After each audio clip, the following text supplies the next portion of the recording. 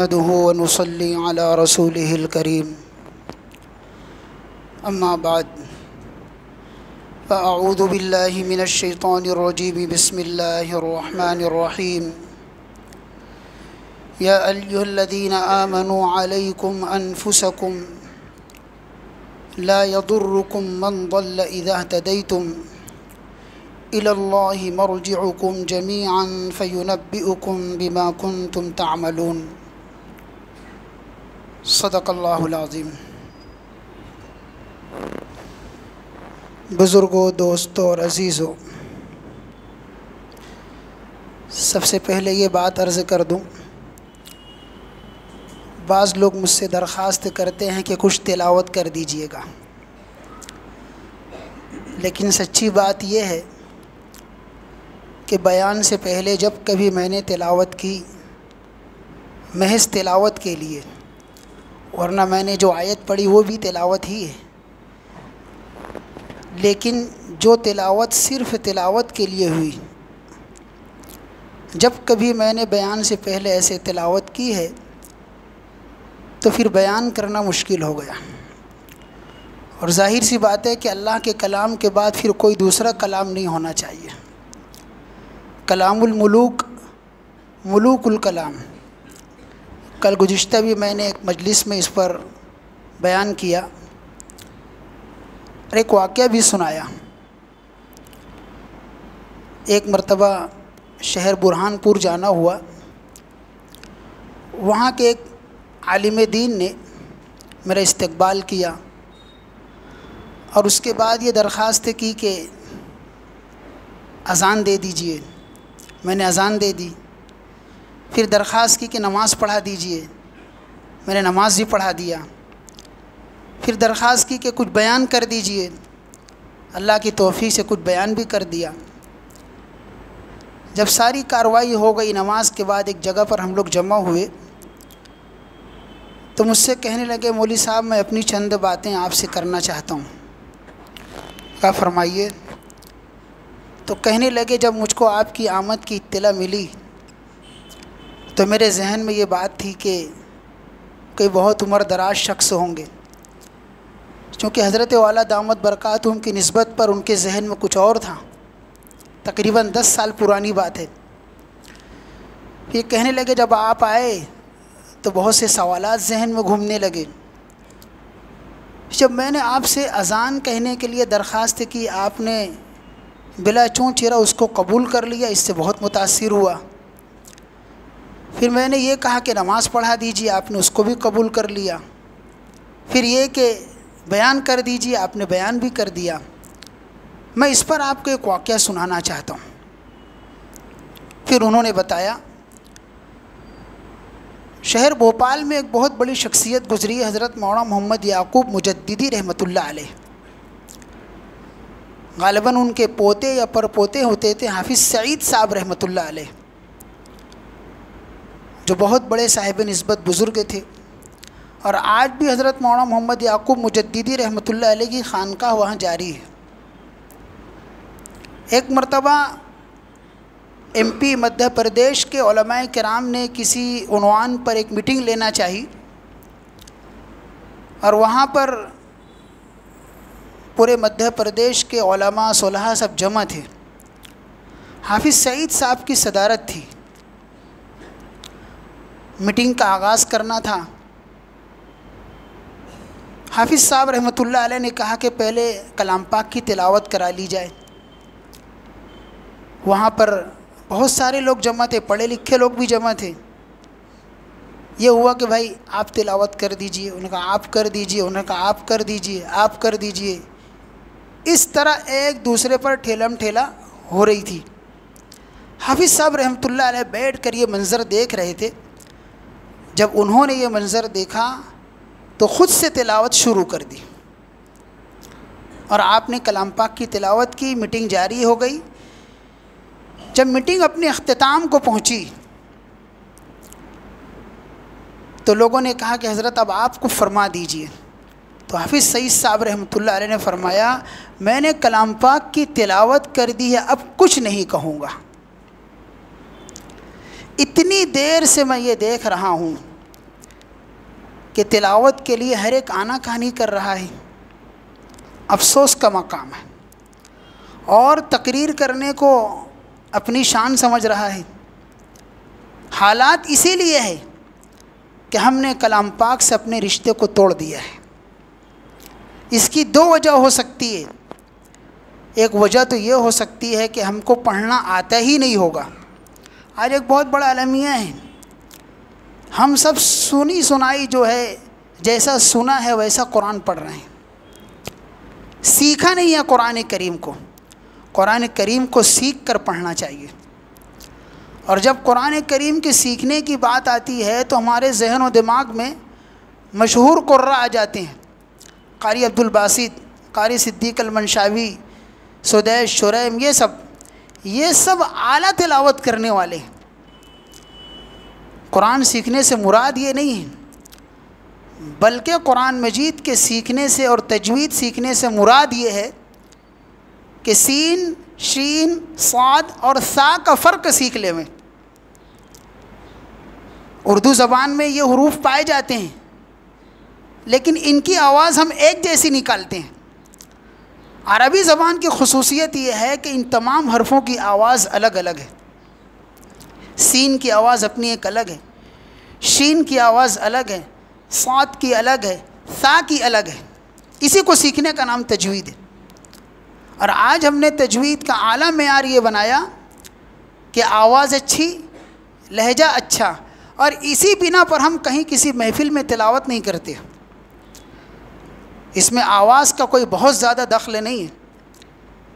لہجے کا درجہ استحباب کا ہے، اگر کوئی لہجہ ہو اچھی بات ہے، ورنہ عربی انداز میں تلاوت ہونی چاہیے۔ آج ہم لوگوں نے گویا کہ یوں کہہ دیا، سادے چاول میں کلر ڈال دیا اور اس کو پلاؤ کا نام دیں گے تو کوئی عقل مند اس کو قبول نہیں کرے گا۔ پلاؤ تو اپنے اندر صفات رکھتا ہے کہ اس کے اندر یہ مسالہ ہونا چاہیے، ایسی خوشبو ہونی چاہیے، لیکن آج ہم نے اس کو کلر کر دیا اور کہہ رہے ہیں پلاؤ۔ یہ ایسا نہیں ہے، اس میں صفات ہونی چاہیے، خود بخود پھر وہ پلاؤ کی خوشبو دے گا۔ ہم قرآن کریم کے مخرج کو سیکھیں، ان کے صفات کو سیکھیں، اب اس کے بعد جب تلاوت کریں گے تو خود بخود ایک لہجہ بن جائے گا، لہجے کے بنانے کی ضرورت نہیں پڑے گی۔ یہ ایک بہت بڑا المیہ ہے۔ قرآن کریم سے نسبت کو مضبوط کرنے کی پہلی سیڑھی یہ ہے کہ ہم قرآن مجید کو اہتمام کے ساتھ سیکھیں، کسی ماہر قاری کے پاس بیٹھ کر سیکھیں۔ لہجہ ضروری نہیں ہے، آواز ضروری نہیں ہے، اصل چیز حرفوں کی صحیح ادا ہے۔ میں نے ایک بہت مشہور باورچی سے پوچھا تھا کہ پلاؤ بنانے کے بعد آپ لوگ کلر کیوں ڈالتے؟ انہوں نے جو جواب دیا مجھ کو بہت پسند آیا۔ کہنے لگے، جب ہم لوگ یہ دیکھتے ہیں کہ پلاؤ بننے کے بعد اٹھ نہیں رہا ہے، اس میں کشش نہیں آ رہی ہے، تو اپنے عیب کو چھپانے کے لیے ہم اس میں کلر ڈال دیتے ہیں۔ میں نے کہا بہت بہترین بات آپ نے بتائی۔ جو آدمی فنی لحاظ سے مشق کرے گا، مخرج اور صفات کو درست کرے گا، اس کو کسی لہجے کے بنانے کی ضرورت نہیں ہوگی، بلکہ اس کا اپنا پڑھنا خود ایک لہجہ ہوگا۔ بس عربیت ہونی چاہیے، پڑھنے میں یہ لگے کہ یہ قرآن کو عربی زبان میں پڑھ رہا ہے۔ آج تو ایسے ایسے لہجے آئے ہیں جن کے سننے کے بعد یوں محسوس ہوتا ہے کہ کوئی گانا گا رہا ہے۔ ہم کو عربی لہجے میں، عربی انداز میں قرآن پڑھنے کا پابند کیا گیا ہے۔ بہرحال حافظ صاحب رحمۃ اللہ علیہ نے ایک بات یہ بتائی، یا تو ہم نے پڑھنا نہیں سیکھا اور نہ سیکھنا چاہتے ہیں۔ میں یہاں پر اپنا ایک درد رکھنا چاہتا ہوں۔ ہم اس وقت ایک سرسری نگاہ ڈالیں اور نظر ڈالیں تو ہم کو یہ بات محسوس ہوگی کہ اب قرآن مجید کی تلاوت کرنے والوں کی تعداد روز بروز کم ہوتی جا رہی ہے۔ ہم نے بچپن میں دیکھا فجر کی نماز کے بعد، عصر کی نماز کے بعد مسجد میں ایک بڑی تعداد مغرب تک کے تلاوت کرتی تھی۔ بعض لوگوں کا اس سے ہٹ کے بھی معمول تھا۔ اب تلاوت تو تلاوت، ذکر کرنے والے بھی نظر نہیں آتے، یعنی گویا کہ اللہ تعالیٰ سے تعلق دن بدن ہمارا ٹوٹتا جا رہا ہے، کمزور ہوتا جا رہا ہے۔ پھر تو مصیبت پریشانی آئے گی۔ بھائی مشہور سی بات ہے کسی شخص نے سوال کیا تھا کسی حکیم سے کہ مصیبت پریشانی یہ آسمان سے آ رہی ہیں تیر کی طرح، اور آسمان کمان کی طرح ہے، اور تیر چلانے والے اللہ تعالیٰ ہوں، آدمی کیسے بچے گا؟ تو کہنے والے نے یہی جواب دیا، تیر چلانے والے کے بازو جا کے کھڑے ہو جائے، تیر نہیں لگے گا۔ جب تیر چلانے والے ہم یہ کہہ رہے ہیں کہ ہماری بدعملیوں کی نحوست سے یہ مصیبت کے پریشانیوں کے تیر لگ رہے ہیں، تو ہم اللہ تعالیٰ سے اپنے تعلق کو مضبوط کریں، اور اللہ تعالیٰ سے تعلق کو مضبوط کرنے کا سب سے آسان اور بہترین ذریعہ کلام اللہ کی تلاوت ہے، جس کا پابند نبی کو کیا جا رہا ہے۔ اتل ما اوحی الیک من الکتاب واقم الصلاۃ، کہ آپ کلام پاک کی تلاوت کیجیے۔ یہاں خاص تلاوت کا حکم دیا جا رہا ہے۔ کیا بات تھی؟ علماء نے لکھا ہے قرآن مجید کی تلاوت کرنے والا یہ اللہ تعالیٰ سے شرف کلامی حاصل کرتا ہے، گویا اللہ تعالیٰ سے بات چیت کرتا ہے، اور شیطان چونکہ اس کو پسند نہیں کرتا اس لیے کبھی تلاوت کی طرف آنے نہیں دیتا۔ یہ میرا اپنا درد ہے۔ ہمارے اکابرین میں ایک بزرگ حضرت مولانا شاہ وسیع اللہ صاحب رحمۃ اللہ علیہ گزرے ہیں، انہوں نے بھی اس درد کو بہت رکھا کہ قرآن مجید سے اپنے تعلق کو مضبوط کریں، اور ایک محفل میں آپ نے ارشاد فرمایا، افسوس کا مقام ہے آج بہت سارے وہ لوگ ہیں جو قرآن مجید کی تفسیر کرتے ہیں اور قرآن مجید کی تفسیر لکھتے ہیں، ان کا بھی تلاوت کا کوئی معمول نہیں ہے۔ یہ مجلس ایسی تھی جس میں علماء تھے، صلحاء تھے، اور اتفاق سے اس وقت ملک کے ایک بہت مشہور عالم دین حضرت مولانا عبد الماجد دریا بادی رحمۃ اللہ علیہ بھی تشریف رکھتے تھے، اور اس زمانے میں وہ تفسیر ماجدی لکھ رہے تھے۔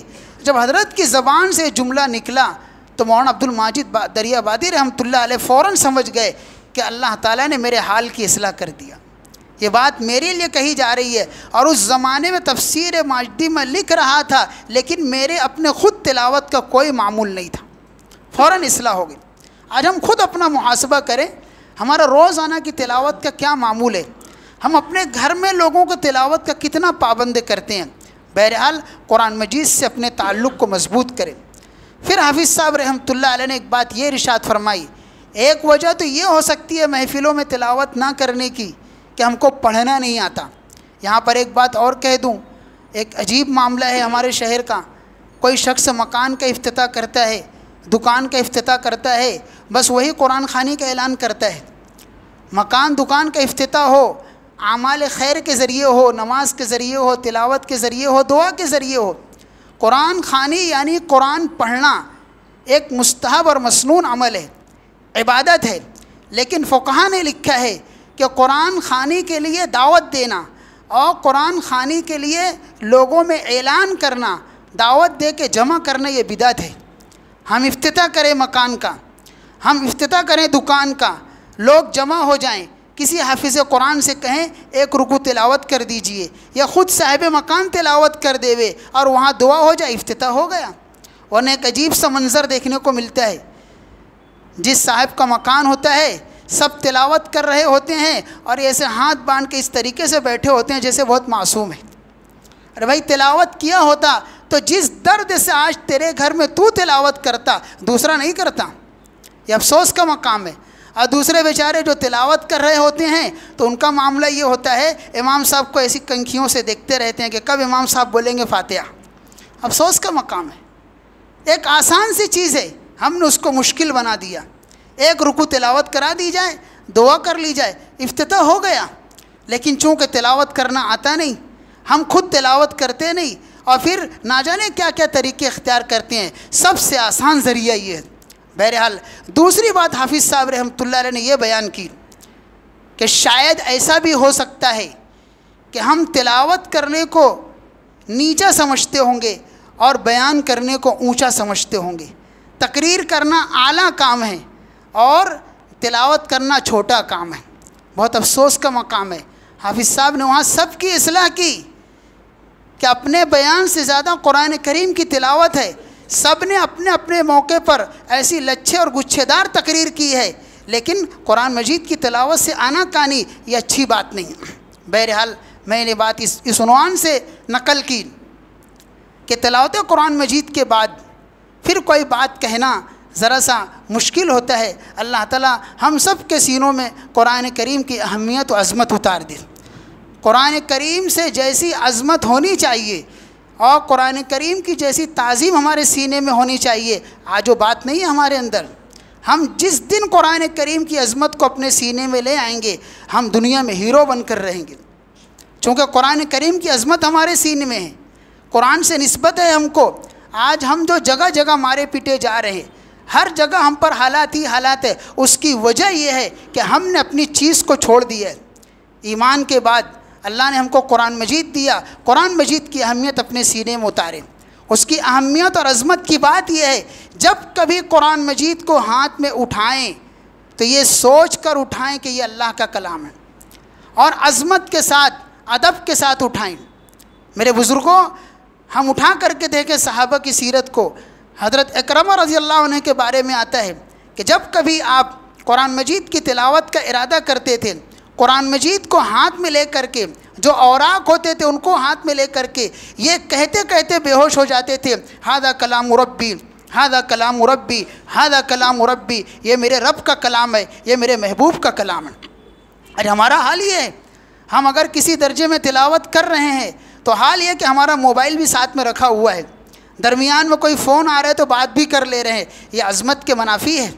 ہم جب اللہ تعالیٰ سے ہم کلام ہے، ظاہر سی بات ہے، دنیا کے کسی عظیم شخص سے بات چیت کر رہے ہوتے ہیں تو کسی دوسرے سے بات چیت کرنے کو بے ادبی سمجھتے ہیں۔ جب اللہ تعالیٰ کے کلام کی تلاوت ہو رہی ہے، اللہ تعالیٰ سے ہماری گفتگو ہو رہی ہے، تو اب فون نہیں ہونا چاہیے۔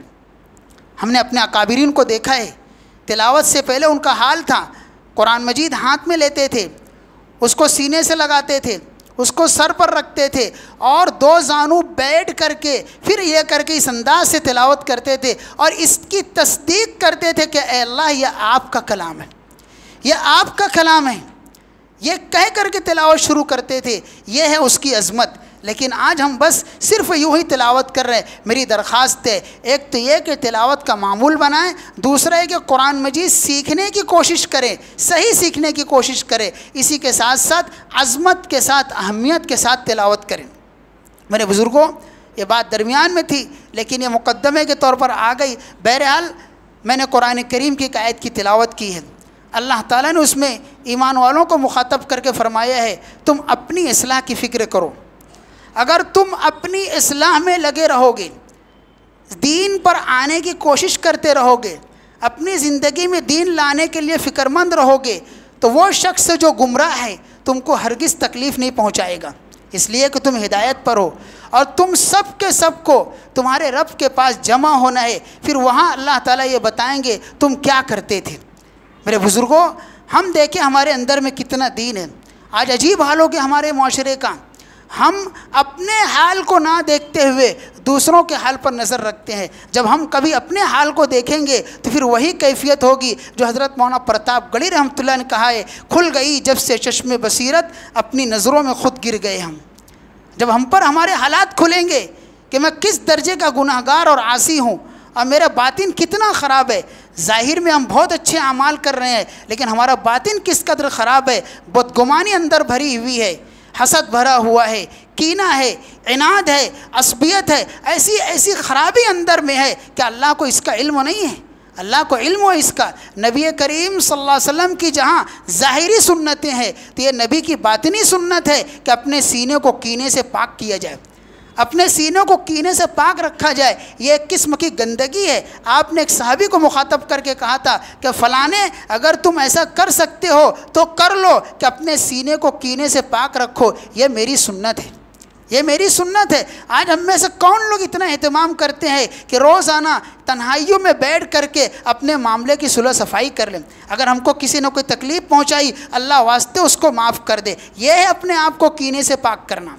لیکن آج تھوڑی تھوڑی بات پر ہمارا حال یہ ہے، اب آدمی کسی کے کمزور پوائنٹ کو اور کسی کی کمزوری کو پکڑنے کی کوشش کرتا ہے، پھر اس کو بنیاد بنا کر کے آدمی اس کو پریشان کرتا ہے۔ یہ باطن کی خرابی ہے، اور باطن کی خرابی جتنی زیادہ ہوگی ہم اتنا پریشانیوں میں گھرتے جائیں گے، اس لیے کہ یہ نفاق ہے۔ ظاہر میں تو ہم نہ جانے کیا کیا نظر آتے ہیں، شکل صورت سے نہ جانے کیا نظر آتے ہیں، دنیا ہم کو فرشتہ سمجھ رہی ہوگی، لیکن ہماری گندگی کا علم ہو اللہ کو ہے، پھر اللہ کا فیصلہ ہمارے باطن کو دیکھ کر ہوگا۔ ان اللہ لا ينظر الى صورکم واعمالکم ولکن ينظر الى قلوبکم، اللہ تعالیٰ ارشاد فرما رہے ہیں، اللہ کے نبی صلی اللہ علیہ وسلم کی حدیث ہے، آپ نے ارشاد فرمایا اللہ تعالیٰ تمہاری ظاہری شکل صورت کو نہیں دیکھتے، اللہ تعالیٰ تمہارے باطن کو، تمہارے دل کو دیکھتے ہیں۔ آج ہمارا دل گندگیوں سے بھرا ہوا ہے۔ حال یہ ہے کہ اگر کچھ آدمی سیکھ لیا ہے، کچھ جانکاری حاصل کر لیا ہے، تو پھر اپنے بڑوں پر اس انداز سے اعتراض کرتا ہے، اللہ کی پناہ، یہ اس کے باطن کی خرابی کی دلیل ہے۔ اسی کو کسی شاعر نے کتنے اچھے ڈھنگ سے کہا ہے کہ جب اپنے بڑوں پر کوئی اعتراض کرتا ہے، شاعر نے اس کو ایک شعر میں اچھے ڈھنگ سے بیان کر دیا۔ شاعر کہتا ہے جو اپنی خود نمائی کر رہا ہے وہ اپنی جگ ہنسائی کر رہا ہے، جو اپنی خود نمائی کر رہا ہے وہ اپنی جگ ہنسائی کر رہا ہے، ذرا سا جوش دریا میں کیا آیا، سمندر کی برائی کر رہا ہے۔ جب تک کہ بچہ تھا باپ اس کی انگلیاں پکڑ کر کے اس کو مارکیٹ لے جاتا تھا، آج جب یہ اپنے پیروں سے مارکیٹ جانے لگا تو باپ کو کہتا ہے بڑے میاں تم کا کچھ سمجھتا نہیں، گھر ہی رہا کرو، کچھ بولا مت کرو بولے۔ اب وہ بڑے میاں ہو گئے، جبکہ انہی کے ناپاک قطرہ اس کی بنیاد ہے۔ حال یہ ہو گئے، ہمارا باطن اس قدر خراب ہوا ہے۔ ایک شاعر نے یہ بھی کہا ہے اوروں پہ معترض تھے جو آنکھ کھولی اپنے ہی دل کو گنجی عیوب پایا۔ اس لیے ہم اپنے باطن میں جھانکنے کی کوشش کریں کہ ہمارا باطن کس طریقے کا ہے، ظاہری کو بھی بنانے کی کوشش کریں اور اپنے باطن کو بھی بنائیں۔ اپنے باطن کو حسد سے پاک کریں، کینے سے پاک کرے، اپنے باطن کو بغض اناد سے پاک کرے۔ حسد اتنی خطرناک بیماری ہے، روایت میں آتا ہے ان الحسد لیاکل الحسنات کما تاکل النار الحطب، کہ حسد ایسی خطرناک چیز ہے کہ آدمی کی نیکیوں کو ایسے ہی کھا جاتا ہے جیسے سوکھی لکڑی کو آگ کھا جاتی ہے۔ ہم نیک اعمال کر رہے ہیں لیکن اندر میں حسد بھرا ہوا ہے تو ہمارے نیک اعمال برباد ہو رہے ہیں۔ علماء نے یہاں تک کہ لکھا ہے کہ حسد اتنی خطرناک چیز ہے، اس کو اس انداز سے جو نبی نے تعبیر کیا ہے، آگ سے جو اس کو تشبیہ دی ہے، اس کی وجہ یہ ہے آگ اتنی خطرناک چیز ہے، جب تک کہ اس کو ایندھن ملتا رہتا ہے تو اس کو جلاتی رہتی ہے، لیکن جب ایندھن ختم ہو جاتا تو پھر آگ کو کھانے لگتی ہے۔ ایک ڈاکٹر سے میری ملاقات ہوئی، اس نے یہ بات کہی تھی، ہومیوپیتھ کے مشہور ڈاکٹر ہیں، کہنے لگے ہماری پیتھی میں یہ بات لکھی ہے کہ جس شخص میں حسد کی بیماری ہوتی ہے اس کو کینسر کے ہونے کے زیادہ چانسز ہیں۔ حسد اتنا خطرناک ہے۔ میری نظر فوراً اس حدیث پر گئی کہ جیسے حسد کے سلسلے میں حدیث میں یہ کہا گیا کہ سوکھی لکڑی کو جس طرح آگ کھا لیتی ہے ایسی نیک اعمال کو، پھر یہ ہے کہ جب وہ چیز ختم ہو گئی تو آگ کو کھاتی ہے۔ ایسے ہی جب حاسد کا اندر کا اس کی خواہش پوری نہیں ہوتی ہے، پھر حسد اس کے جسم کو کھانا شروع کر دیتا ہے۔ کینسر میں یہی تو ہوتا ہے کہ جسم کو کھا لیتا ہے۔ اس لیے اپنے آپ کو حسد سے بچائیں، کینے سے بچائیں، عناد سے بچائیں، اس کا علاج کرائیں۔ اگر کسی کی نعمت ہم کو دیکھی نہیں جاتی، کسی کی ترقی ہم کو دیکھی نہیں جاتی تو ہم اس کا علاج کرائیں کہ میری یہ کیفیت ہے۔ حاسد کی کیفیت کیا ہوتی ہے؟ اس کی کیفیت صرف یہ ہوتی ہے کہ اس کے پاس سے نعمت چلی جائے، چاہے مجھ کو ملے یا نہ ملے۔ کسی کو کسی کے مال پہ حسد ہے، اور کسی کو کسی کے جاہ و جلال پر حسد ہے، جاہ و منصب پر اس کو حسد ہے، اور کسی کو اس کی عزت پر ہے، اور کسی کو اس کے اچھے مکان پر ہے، اچھی گاڑی پر ہے۔ یہ سب حسد ہی حسد ہے۔ حاسد کو یہ ہونا چاہیے، حضرت جنید بغدادی رحمۃ اللہ علیہ نے فرمایا ہے حاسد توحید کے قلعے پر بمباری کرتا ہے، یعنی گویا کہ اللہ تعالیٰ پر اعتراض کرتا ہے، اے اللہ اس کو آپ نے کیوں دیا؟ دینا تھا تو مجھ سے پوچھ لیتے۔ نعوذ باللہ، اللہ کیا ہمارے مشورے کے محتاج ہیں؟ اللہ نے دی ہے۔ اسی لیے علماء نے لکھا ہے جب کسی کی کسی نعمت پر ہم کو حسد ہونے لگے اس وقت اللہ سے یہ دعا کرنا شروع کر دے۔ یہ حسد کا علاج ہے، اے اللہ آپ نے اس کو دیا ہے، اپنے فضل سے دیا ہے، اپنے کرم سے دیا ہے، اے اللہ اور دیجئے۔ علماء نے لکھا ہے جب حاسد اس طرح سے دعا کرنا شروع کرتا ہے تو اللہ کی رحمت کو جوش آتا ہے، اللہ تعالیٰ اس کی نعمت تو باقی رکھتے ہیں، اس کو بھی عطا کرتے ہیں اور اس کو حسد سے پاک کر دیتے ہیں۔ یہ اس کا علاج ہے۔ اس لیے میرے بزرگوں، قرآن کریم کی اس آیت میں اللہ تعالیٰ نے جو بات ارشاد فرمائی ہے یا ایھا الذین آمنوا علیکم انفسکم، اے ایمان والو اپنی اصلاح کی فکر کریں۔ اصلاح کی فکر سے مراد یہ ہے اپنے اعمال کو بھی درست کرے، اپنے اخلاق کو بھی درست کرے۔ اخلاق کی درستگی سے مراد یہ ہے اپنے جذبات و خیالات کو درست کریں۔ ایک شخص کسی سے بہت محبت سے ملاقات کر رہا ہوتا ہے لیکن اس کا باطن اس کے تعلق سے اچھا نہیں ہوتا ہے، اسی کو نفاق کہا جاتا ہے۔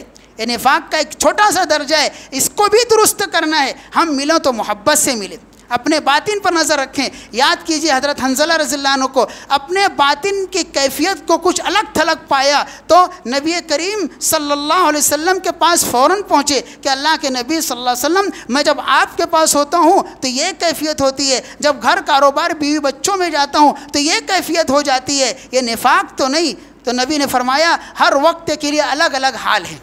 نبی نے ان کو تسلی دے دیا۔ یاد کیجئے امیر المومنین حضرت عمر فاروق رضی اللہ عنہ کو کہ حضرت حذیفہ رضی اللہ عنہ جو رازدار رسول کہلاتے ہیں ان کے پاس جا کر کے کہتے ہیں حذیفہ میں تجھ سے یہ نہیں پوچھتا کہ کیا اس میں کس کا نام ہے مجھ کو بتاؤ، صرف میں یہ پوچھتا ہوں کہ تیرے پاس جو منافقین کی لسٹ ہے اس میں عمر کا نام تو نہیں ہے؟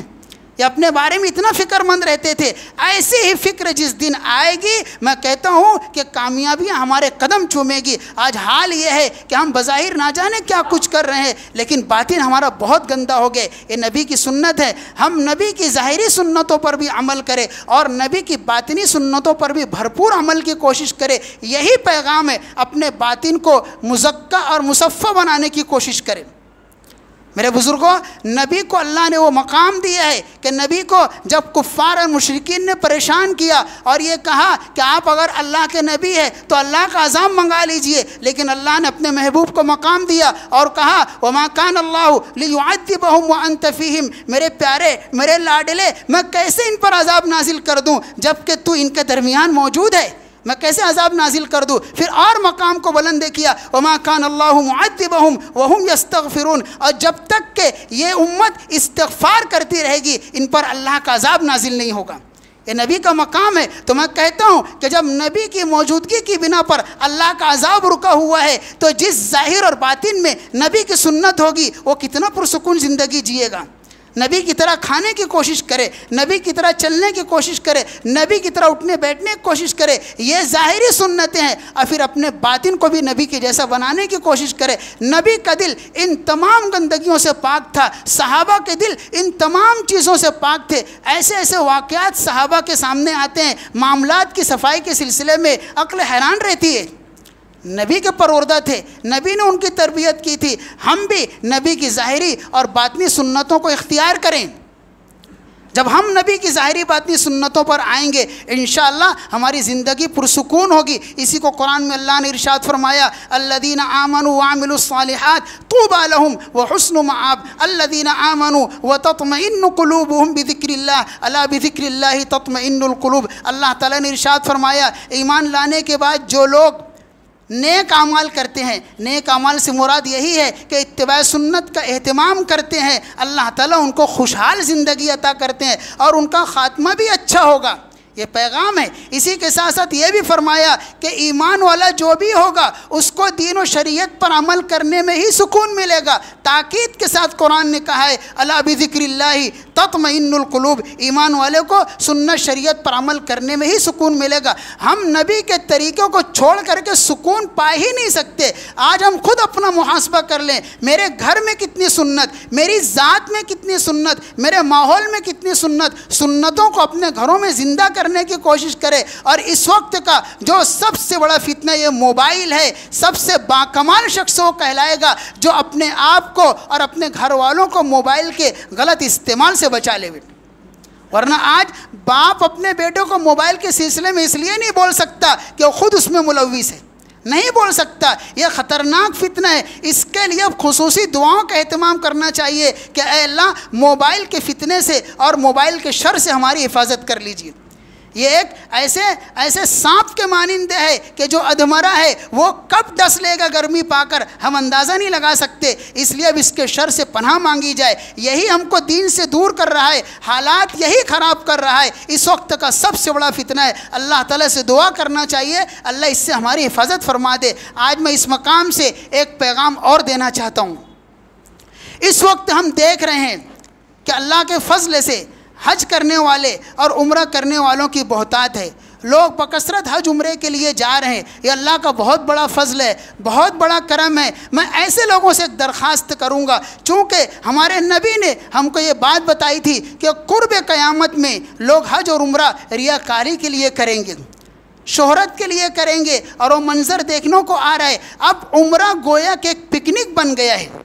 ارے پکنک کیسے بنا؟ ہم نے اس میں سنتوں کا اہتمام نہیں کیا. جب ہم اس کو عبادت سمجھ کر کریں گے تو انشاءاللہ, اور سنت طریقے سے کریں گے تو انشاءاللہ یہ عبادت بنے گا, روحانیت کے حصول کا ذریعہ بنے گا. اس کے لیے صرف ہم کو 2 کام کرنا ہے کہ آج جو ہمارا عمرہ پکنک بن رہا ہے وہ کس طرح اس سے رک جاوے اور تفریح کے بجائے روحانی تفریح کا ذریعہ بن جاوے. اس کا ایک طریقہ تو یہ ہے, چونکہ یہ ایک دینی سفر ہے, شرعی سفر ہے, مذہب کی ہم کو یہ تعلیم دی گئی ہے کہ جب کبھی تم میں سے 2 سے زائد لوگ سفر پر نکلیں تو ان میں سے کسی کو ایک امیر بنا لے. آج یہ سفر جو کہ دینی ہے اور شرعی سفر ہے, 72 میل سے زیادہ کا سفر ہے, ہم اس میں امیر نہیں بناتے. امیر بنا کر کے لے جانا چاہیے اور پھر وہاں پر امیر کی تابع داری میں وقت گزارنا چاہیے.